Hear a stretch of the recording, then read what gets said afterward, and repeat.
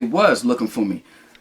Dude peek his head out, open up the door. He peeks his head. He look around. He's like, yo, yo, yo, son. He's like, nah, he ain't over here, yo. He's like, nah, let's go to the other side. Let's check the other side. So I said, oh, word? I was like, he ain't over here? I said, okay. So I was like, so my suspicions was right. I was like, these dudes are looking for me. But here's the thing. This told me two things. First of all, they was on the third floor peeking their head in. So beginning I hit 3 in the elevator, they probably thought I lived on the third floor. So I said, they probably don't know my exact addy and know I live on the 6th. And it also showed me something else. It showed me that they're amateurs. And I say that because of this. If it was really there to hit me and stick me, what they could have did is waited behind the door, peeked through the glass, and as soon as I walk by, let's say I'm coming through the stairway, as soon as they see me walk by the glass, they could have took the door, shoved it into me, knocked me back, which would have stunned me, then came.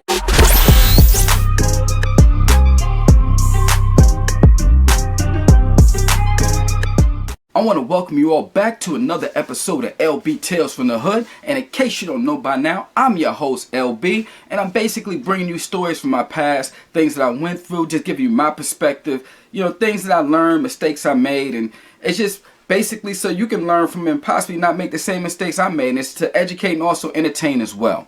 So today's episode is called The Failed Jukes, and for those who don't know, jukes is slang for robbery.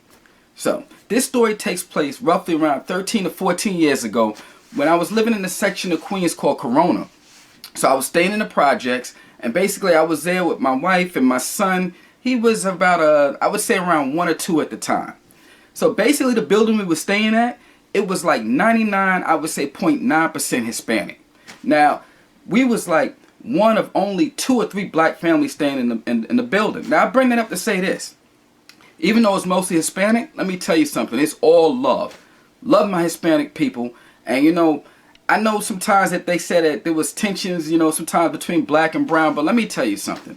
I don't buy into stereotypes. And look, I'm not going to be blind to things going on in the world. I know racism does exist. But I'm just saying like this. I don't care about somebody's ethnicity. I don't care about their nationality, you know, color, none of that. Gender. None of that. I don't discriminate on anything. I just take each individual as they come. So I judge a man or woman by their character. If they cool with me, hey man, you know what I'm saying? It's all love, baby. You know what I'm saying? I receive love, I give love back. So like I said, in the building that we stayed at, even though it was 99.9% Hispanic, everybody showed us love. And it was like one big family. And a lot of the people staying there, there was like at least 3 and 4 generations in the building. So everybody knew each other. And like I said, it was all love. And speaking on that, man, it's like I get along with so many different races.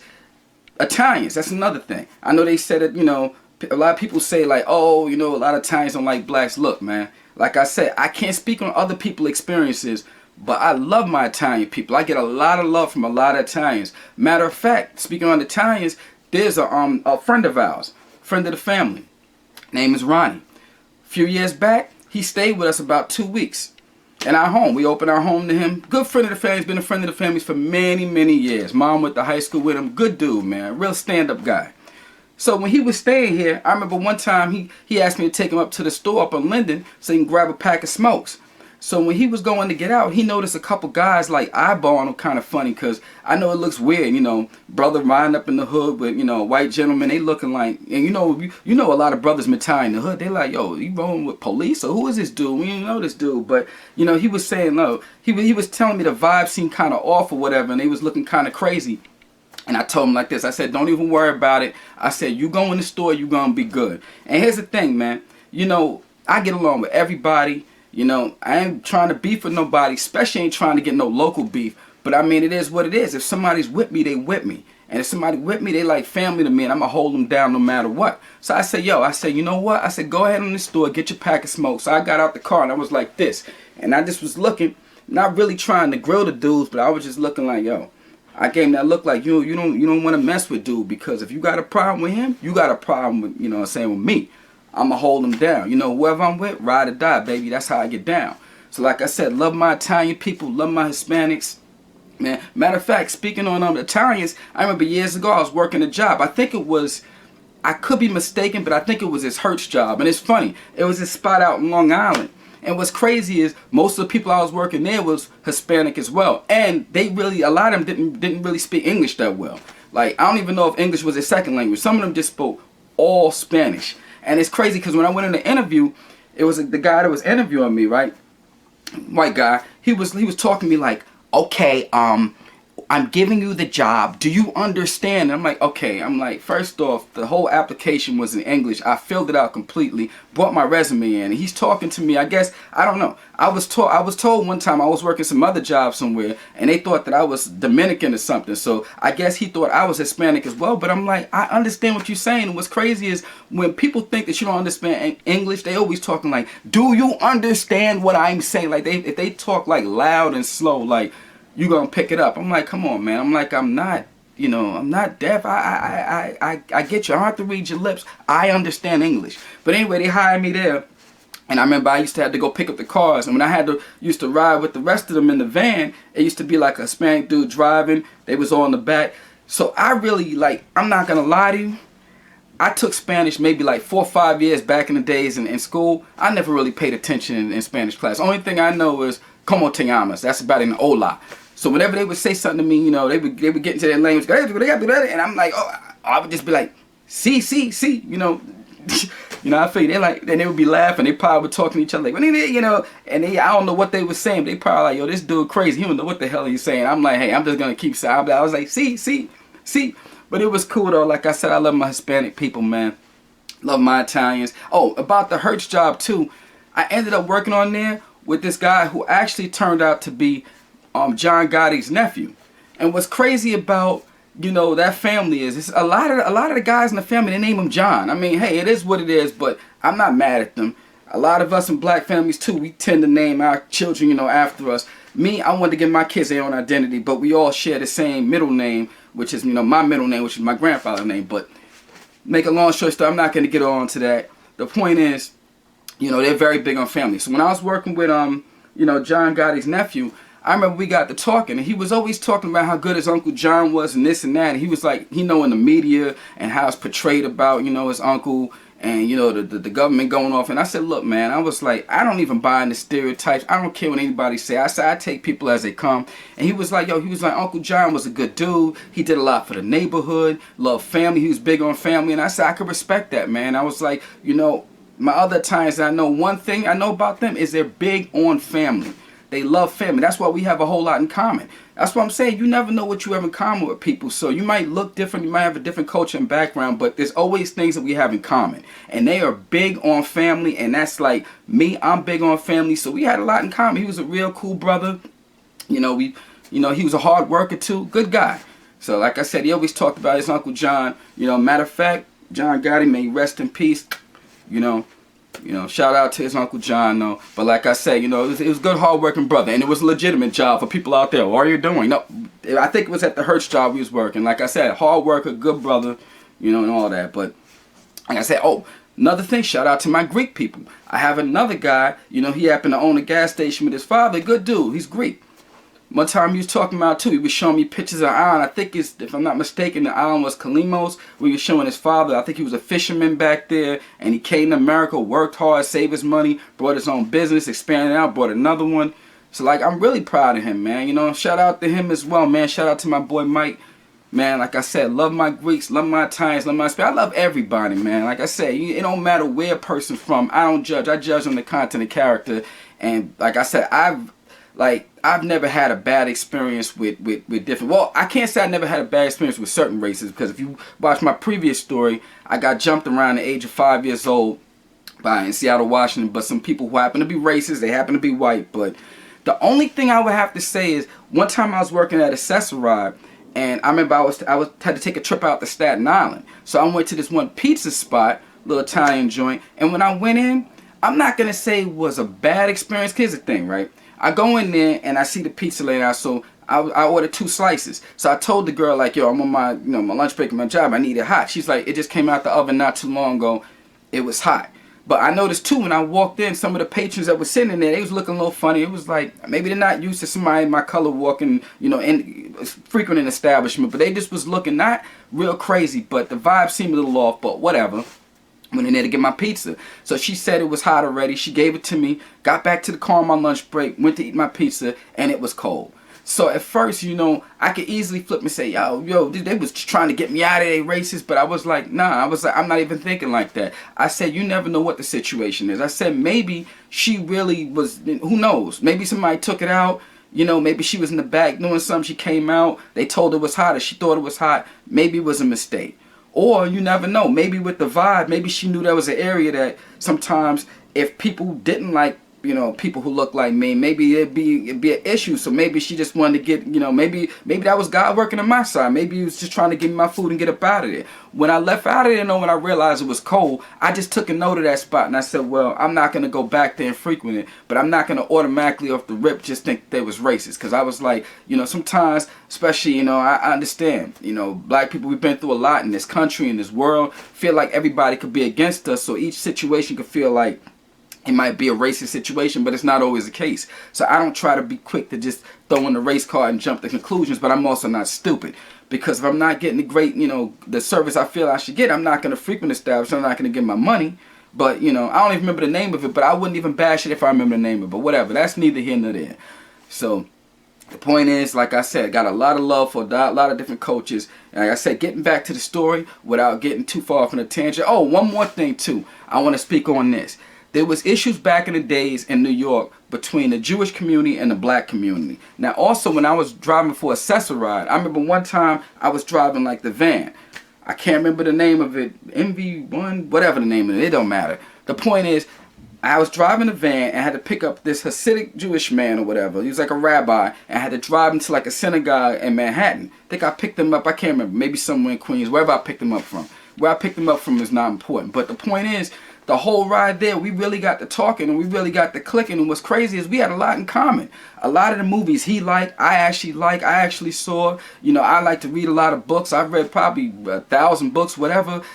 He's a reader. Like, we just got to talking and we really got to clicking. I remember, it's crazy because when I went to drop him off and I'm helping him out or whatever, I'm helping his wheelchair down the ramp, taking him out and buckling him, he went to give me a hug. So I embraced the guy.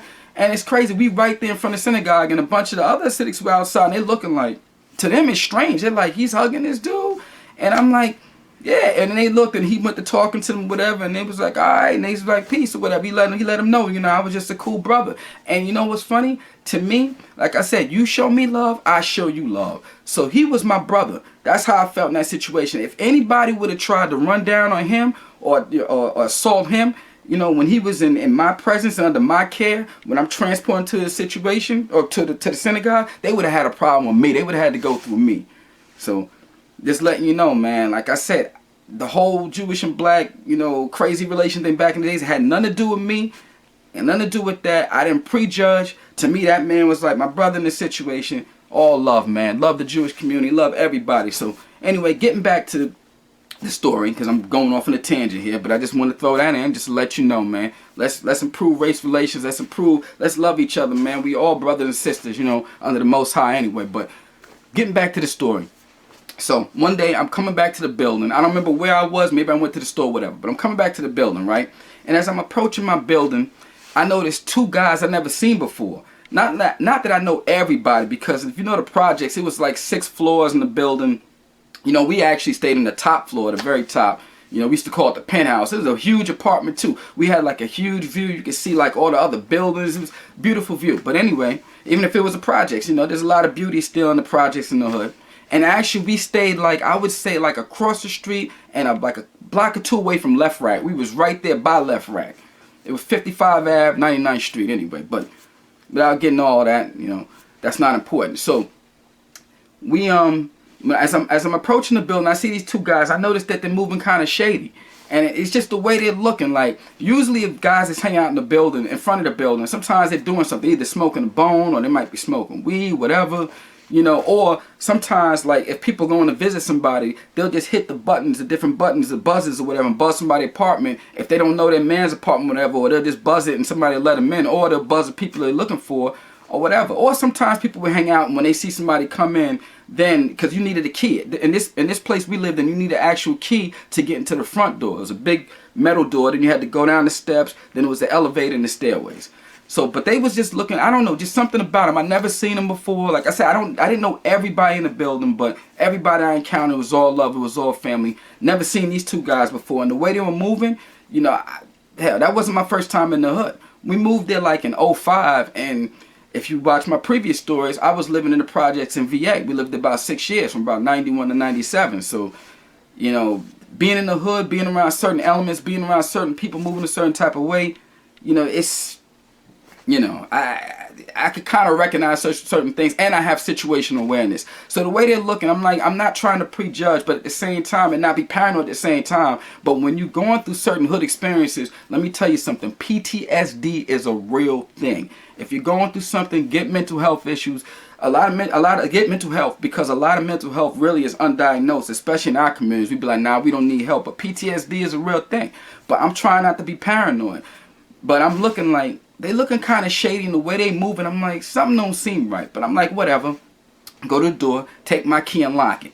So I noticed one of the guys, after that or whatever, I'm always polite, so I just, you know, hold the door. He come in. I'm like, whatever. Like I said, even though he looked kind of shady, you're like, why would you let him in? Because you just, you know what I'm saying? I don't want to prejudge. And we have a, you know, there's other people who people could probably judge them that live in our building or whatever. And, you know, we live with all different, I'm used to being around all different types of people. So I'm not prejudging, but like, all right. So I just open the door. And like I said, you know, I'm not trying to be all scary. Close the door. You ain't coming in. So whatever, the guy come in. So I walk in the building. But like I said, I'm still watching my six. I'm still not looking around all paranoid, because I'm not a scary type of dude. But at the same time, I got to be aware of my surroundings or whatever. So, all right. I go in the building, go in the door. Now I'm going down the steps. And here's the thing too. It just so happened that I was doing like some type of, I don't know, woodwork or whatever, because I was always constructing things. Like I put together my son's crib, always doing some type of project around the house. I just happened to have 2 knives in me that day. Now, knives are tools.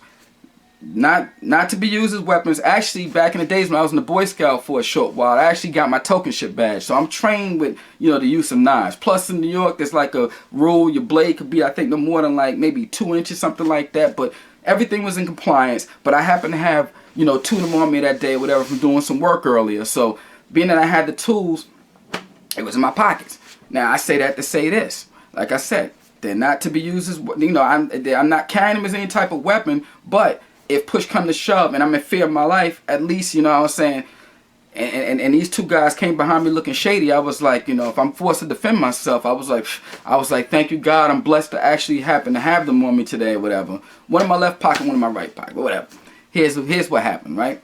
So like I said, I'm walking in the building, going down the steps towards the elevator. So I noticed one guy, I'm just basically just looking in my peripheral, I can see him over my shoulder. So he's coming, like he's walking with me, like he's walking towards the elevator too. The other one's kind of hanging back by the door. So I'm still like, okay, I'm like, it's kind of shady, but let me go about my business. So I said, but let me at the same time take evasive maneuvers, just in case it's going to be something else.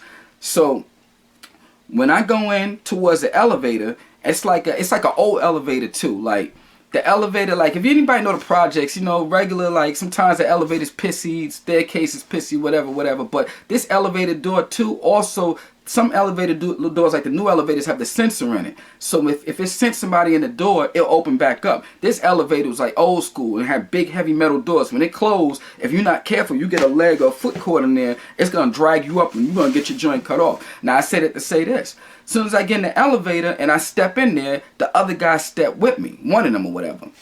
One of the guys, the other one's still hanging back. So okay, so when I get in there, I said, let me play this smart. I said, I don't know if these dudes is trying to pull a jack move. I don't know if they're trying to jukes me, whatever. They think I'm a lick. I'm looking like food to them. I don't know. I said, then again, I don't know what the situation is, but we lived on the 6th floor. I said, I'm going to do this. Instead of hitting the 6th floor, first of all, I don't want these dudes to know where I live. But second of all, just in case they are up to something, I hit the 3rd floor. Now, I did that for a specific reason. I said if I hit the 3rd floor, that's halfway between where I live, and also that gives me tactical advantage for if push come to shove, what's about to happen next. So I hit the 3rd floor, and first of all, I paused a second to see if the other guy didn't hit the floor. He didn't hit nothing. He was just waiting for me. So I hit the 3rd, and I noticed he's kind of lingering for a second, and then or whatever. It's almost like he was waiting for his man. So what I did is, here's the elevator, right? As soon as I walk in, the buttons are like on the right-hand side. I go in there and hit the 3rd floor, back up, and instead I go to the left side of the elevator near the front, right by where the door closes up, and I'm like posted up. So I'm posted up like this, where I can watch the guy from my peripheral also watch who's coming in. So I notice he's hanging around lingering for a minute. So I guess he's acting like, you know, I guess he was waiting for his man. So next thing you know, his man that was hanging back for a second, he slide in. And the way he come in the elevator, he come in like on some old. So the other guy too that was already in the elevator with me, he kind of post up and take a back position, I think like on the back right hand side. So I'm here in the front, right by where the doors closed. Buttons are there. The dude's like right here in the back. The other one come in, and it's like he take a position like, I don't know, like almost like he's trying to come in and step behind me. And I said, oh, wait a minute. I said, this don't even seem right. I said, these dudes look like they trying to box me in a certain type of situation. I'm standing there. So I'm still waiting. The dudes ain't really hitting nothing or whatever. I said, nobody's hitting the button. I'm figuring he's waiting for his man. Nobody's hitting the button. So then, or whatever, at first he was hitting door open to hold it for his man or whatever. So then he let it go. Like I said, the guy took his position. The man, his dude slide in. Nobody's hitting the button. I'm like, this suspect as hell. I'm like, how they not hitting the button if you supposed to be going to some floor or whatever? I was like, now I'm feeling like this really is a setup. I'm like, these dudes trying to jukes me or something? I'm like, all right. Well, I don't know if they trying to hit me up or what. So I'm like, all right. So I'm standing there. So as the door starts to close, what I do is I wait till it's almost closed. So I start playing off. I go in my pockets. I'm like, oh shoot, I think I forgot something at the store or whatever. I go like that, and then as soon as the door's about to close, I slide out the door. So you see the elevator doors, they close shut. Bam! So both of them now in the elevator. So now I'm outside the elevator. So I get to thinking fast. Because when you're in a situation, you only have a few seconds to make split decisions. It could be life or death. So I'm thinking now, I'm like, all right. I'm like, what could I do now? I'm like, we have a car somewhere outside. You know, it's one of them situations where, you know, I don't remember where it was parked, but I'm like, okay, I can try to leave out right now. I can go somewhere else, but I was like, here's the thing. I don't know if these guys was hanging around looking at me as a lick like they trying to rob me, or I don't know if these dudes are trying to hit me up. Now, why would they be trying to hit me up or something? I don't have beef with nobody. I don't know. But one thing I found out is in the hood, people don't always need a reason to come at you or a reason to kill you. Even though I don't go looking for problems, sometimes problems find you. So I don't know what the situation is. So I'm like, if I leave, I'm like, I got a whole wife and child upstairs right now. What if they really are, you know, here to hit me up or something, and they go upstairs and something happened to him, happened to them, I should say. So I'm like, I can't just leave out of here. I'm like, so I want to go make sure that, you know, my wife and child is okay. So I'm like, here's the thing. I'm like, the coward's route is not even an option for me. I ain't the type to run off and be like, well, I can skate out the building and get away, and you know, maybe they are, maybe they not. Nah, I don't take the coward's route because, you know, ride or die for me. You family. I gotta hold down my family as a man. Ain't even trying to be in no street stuff, trying to be gangster. It's my family, man. I got my family's back, you know, thick or thin or whatever. Ride or die, like I said. So I said, here's what we're gonna do. We have 2 staircases. You have stairwell A, stairwell B. So what I do is I shoot across in the elevator. I go to the first stairwell. And I said, what I'm going to do is, I said, I'm going to play the stairwell. And I said, what I'm going to do, I said, okay. I said, maybe they don't know what floor I live on.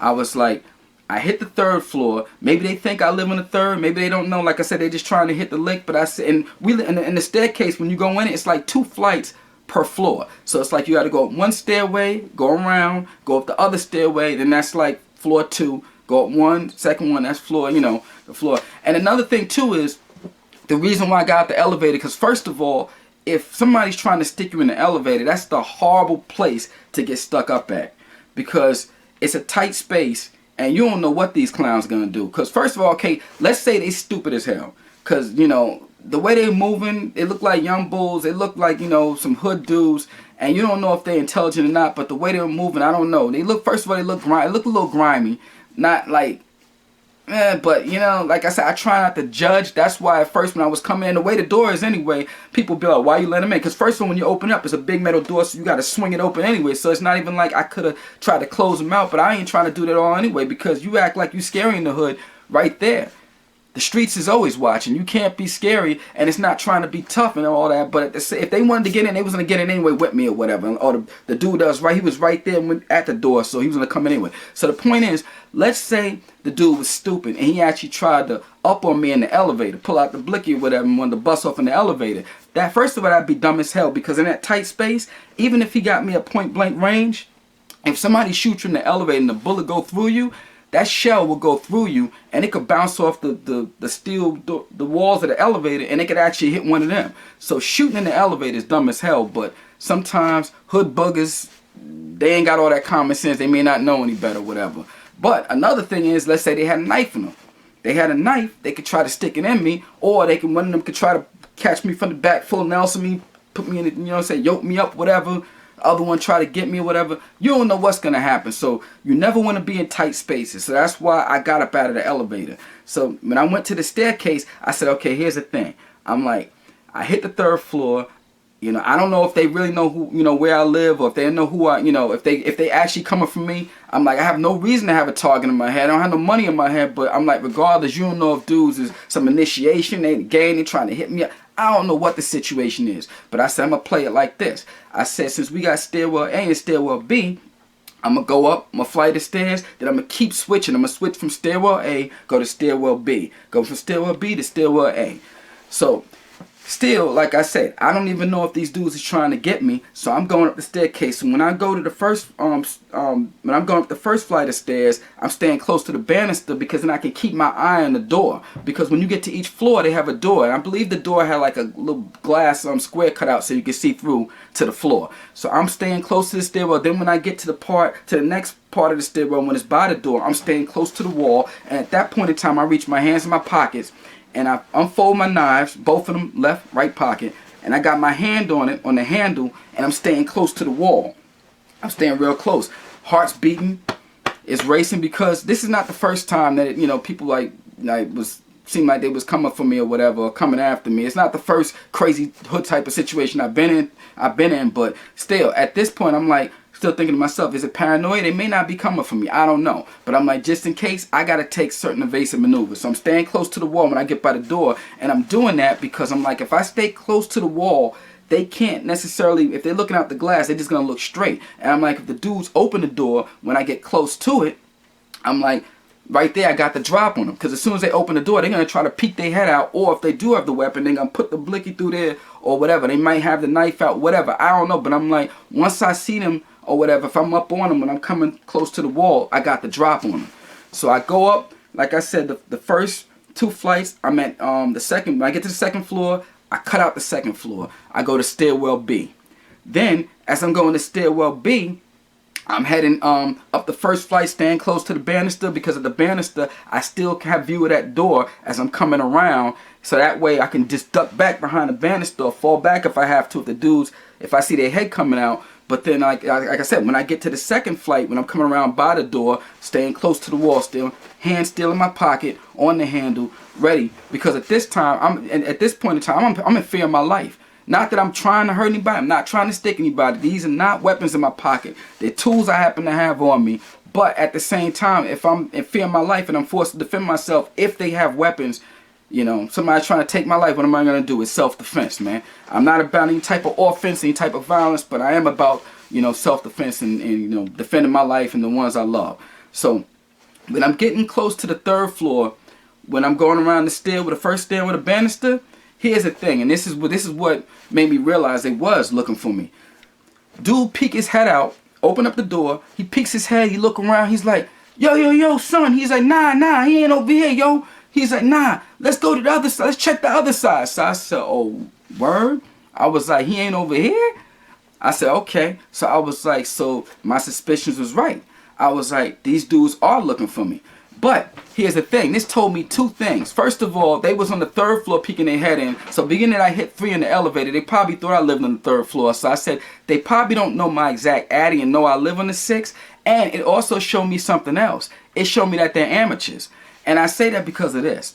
If it was really there to hit me and stick me, what they could have did is waited behind the door, peeked through the glass, and as soon as I walk by, let's say I'm coming through the stairway, as soon as they see me walk by the glass, they could have took the door, shoved it into me, knocked me back, which would have stunned me, then came and stuck me or whatever they was going to do and got to hitting. So when that dude just... And another thing about these doors, you can hear it. So you hear... So I'm walking slow, like ninja type, not making no noise, and I can hear it. So when you hear the door go... That let me know, okay, that's when I knew he was opening. Like I said, I fell back and I heard the dude say that. So I said, they're amateurs. They're amateurs. Like I said, if it was not necessarily a professional, like they on some old SEAL Team 6 thing, but if they in the hood and they know what they've been doing and they've been around the block a few times, hit up people, hit licks or whatever, then they would have waited for me to walk by that door and then caught me with the door or whatever. Like I said, to stun me, like the way I got hit back in the days when I got my tooth broke, which I got to fix now. I went to the dentist. But when I had got jumped by the gang back in IS 59. But that's a whole nother story. Look at my past story if you want to hear about that. So then anyway, so what I do is once he came through the door and fell back to the other stair, I think I might have been a stairwell A. Let's just say I'm a stairwell A at that point. And he went to stairwell B. I said, okay. I said, I got another 5 to 10 seconds maybe before they come back and check this door because they just checked it. So when they dip back, I said, unless they trying to fake me out, I said, let me go ahead, shoot past the door real quick. So when I went to the door, I stayed along the wall, still hands on the handle, ducked down underneath the glass. So just in case they was looking through the glass, they couldn't see me. Dipped right back up. When I came from the other side of the door, went to the next stairwell. And once again, went back to formation. Got to the next stairwell, listened out. I didn't hear anybody at the door. What I do is when I got close, I peeked through the glass real quick. I fell back, had my hand on my knife, like I said, looked through the glass, seen nobody was there, looked across to the other side, dipped out of that door, dipped to the other stairwell, and basically went to floor 4, 5, 6, till I made it to the top. So, when I got to the top of the 6th floor, let me tell you, I was like, whew. I already had my keys out by the time I got to the 6th. Had my keys out in one hand, still had my hand on the handle. Went to my door real quick. Went in there, unlocked the door. As soon as I got in there, I locked it, locked the other lock. I was like, whew, woo. It was crazy, man. Back home safe to the wife and baby. I had to tell them, I was like, yo, I went and explained the situation. I was like, this was crazy. I was like, dudes really tried to like stick me or something, man. I was like, yo. I was like, it's bananas, man. I'm like, you never know what's going to go down in the hood, man. And this is the thing, too, man. When that situation happened, I mean, it was the other situation. I never really wanted to raise a kid in the projects, but you do what you do, man. We was on Section 8 at the time. You ain't got much money, down bad. You got to live where you got to live. And like I said, it was all love. Never had a situation like that. And another thing, too, is with those 2 guys that was, you know, apparently coming for me. Never seen them before, never seen them after. I don't even remember what they looked like, didn't know who they were. And to be honest with you, it didn't matter because even if I did know who they were, I don't know. You know what I mean? But I don't really be studying faces like that anyway. Just enough so, you know, I can make my maneuvers and do what I got to do. But, you know what I'm saying? You know, other than that, see no evil, hear no evil. You know, it is what it is. Because another thing, when you living in the projects, sometimes like the elevator will be broke. We lived on the 6th floor. If we was doing laundry, we had like the push car with the wheels. We had to actually, I had to drag that cart up 6 flights of stairs. And at other times, let's say we went to grocery shopping, elevator broke, I had to carry up 6 flights of stairs. When you going through the stairwell, sometimes you might see stuff happening. People might be doing whatever they doing, whether they handing something off, I don't know. Like I said, I mind my own business. I see, but I don't see. I just keep it moving. You learn to mind your business. A lot of times we was in an apartment, when you go to the roof, the alarm goes off in the building. So people was going to the roof all the time, doing whatever they was doing up there. Don't know, didn't care. None of my business. You hear the alarm going, woo woo. You mind your business. Turn the TV up so you can hear it a little better. But, you know, you learn the situation, especially in the hood. Mind your business. But like I said, never seen them before. Thank God I was able to get back, you know, safely to my door. And another thing, the funny thing is, I had a homeboy who lived either on a floor below us or maybe 2 floors below us. But it wasn't even an option to go to his house because I'm like this. That man had a family. I'm like, what am I going to do? I'm like, I'm going to go to hit him up. Even if he's, you know, willing to help me, I'm like, I'm going to bring problems to his door. I'm like, I'm like, I ain't about that, man. I'm like, I don't like to drag other people into my stuff. Even though, like I said, I found myself in something. Trouble was fun. It seemed like he was trying to find me. I wasn't looking for it. But I'm like, as a man, I got to handle my business. That's what it is, man. You either handle your business or your business handle you. I'm like, I don't like to drag nobody else in my stuff, even though my homeboy probably be happy to help. But I'm like, he got his own family and his own situation. I don't bring problems to nobody's door. So, just going to wrap it up. And I just want to shout out everybody in the building, man. 5515, 99th Street. It was a lot of love, like I said. Never been in that situation like that before. But another thing is, I think I mentioned in the previous video, there was a young lady, girl, I can't remember how old she was. Maybe I'm going to say 9, but I don't remember her exact age. But her name was Genesis Regalado, I believe is her last name. She had got killed. And like I said, I think I mentioned the previous story, but this is another reason too why I was like, I got to get my child. My son was only like 1 or 2 at the time. Got to get him out the projects. She was downstairs playing, and we used to always see her in front of the corner store, in front of the building, jumping rope. Situation happened with some dudes, and she got killed. They actually renamed the street right there on the side of the building, Genesis Regalado Way, I believe. But I was like, nah, I was like, that's crazy. I mean, matter of fact, rest in peace to that little angel. That's messed up what happened to him, man. That's foul. A lot of foul stuff going on in the hood. It's messed up. A lot of this stuff that, seem like it's a norm to us really is not normal. And that shouldn't go down, man. Stop the violence, increase the peace. But rest in peace to that angel. But I was like, nah, man. I was like, I can't raise my son in the projects. I was in the projects in VA for 6 years. Now we was there. We lived in this projects over there by Corona about like 6 years. I'm like, that's it for project living for me. When I got out of there, I got out of there. And shout out to everybody there in the area, that had a lot of love for me, man. Too many people to name. But I want to give honorable mention to my man Smooth, man. And I say that because of this. I always respected that man. I remember that man told me something like this one time. He said I was the only guy he could speak to for more than 5 minutes that he didn't want to just slap the ish out of. He's like, because, he's like, people be talking greasy and crazy all the time. But he's saying, I was always cool people. To me, he was like family. His brothers, his brother was wild, man. I got stories with his brothers that I'm not even going to share, but his brothers, they some wild boys, but they good people, man. It was all family. His lady was cool. Very cool people. But here's the thing. This is why I mentioned this brother. I admired the brother, and here's why. Has nothing to do with anything crazy, no street stuff, none of that. First of all, he was a hard-working brother, got up and went to work every day. But I admired the brother because he told me, he only had, I think, maybe 2 children with his lady he was staying with at the time. And she maybe had like 1 or 2 children by somebody else. But he told me like this. He said, first off, he said he don't care that those other 2 kids wasn't his blood biological kids. He said he treated them like they was family. He took care of all his kids. He said as a man, that's what you do. And I respected that because that's honorable, man. It ain't about being street. It ain't about being gangsta out here. What people need to do is more of these guys need to be men. These boys need to grow up and be men. You have a family, you make kids, take care of your babies, man. And I respected that. Like I said, he took care of all them kids like they was his own, loved them, took them to whatever he could do, take them to the zoo, take them to the park. He did it, and then he worked hard.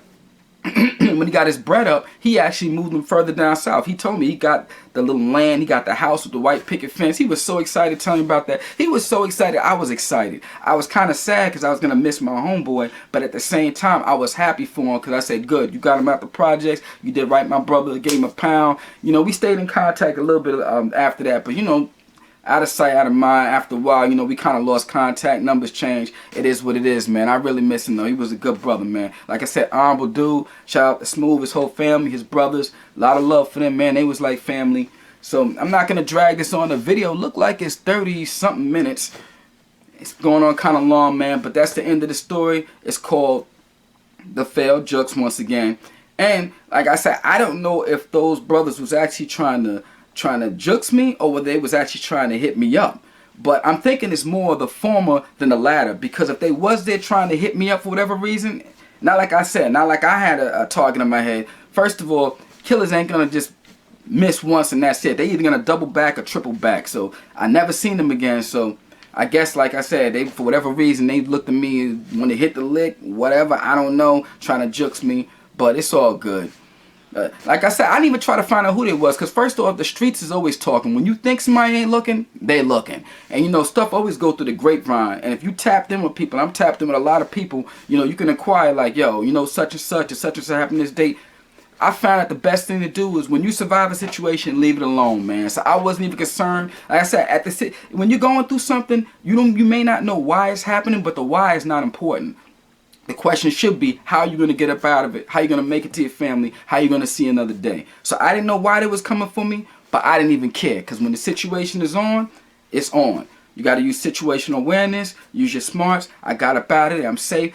Thankful to the Most High, because no matter what you survive, each time could be your last. So, like I said, I'm trying to tell y'all all out there, Get your spirituality up. Believe in a higher power. He got your back. He had my back that day and through many other experiences, because I almost got killed a few times. Almost lost my life.